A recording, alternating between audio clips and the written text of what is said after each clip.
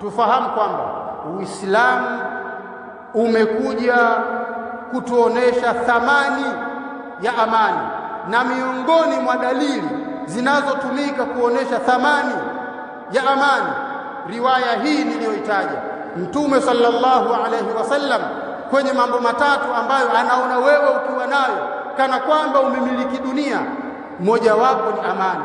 Ndugu zangu katika imani, amani ndiyo msingi wa maendeleo yote katika huu ulimwengu.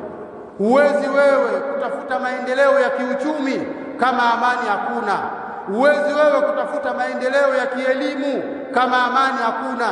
Jambo la kwanza, Waislamu tunatakiwa tuelewe thamani ya amani, na ili kujua amani ina nafasi gani kwenye sharia, Allah subhanahu wa ta'ala sisi ametunukulia maneno ya Nabiiullah Ibrahim alayhi salam.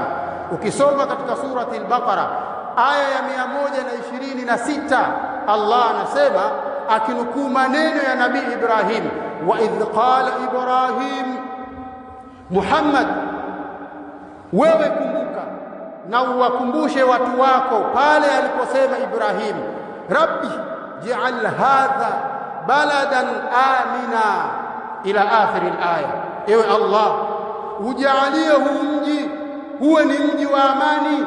Ni dua ya nabii wa Allah Ibrahim al-Khalil, anaomba amani katika mji. Sisi Waislamu tuna haki zaidi ya kuomba amani katika miji yetu, bali sisi tuna haki ya kusimamia amani katika miji yetu. Kisitokee kitu kingine chochote kikawa ni kisababishi cha kuvuruga amani, alafu sisi tukaingia.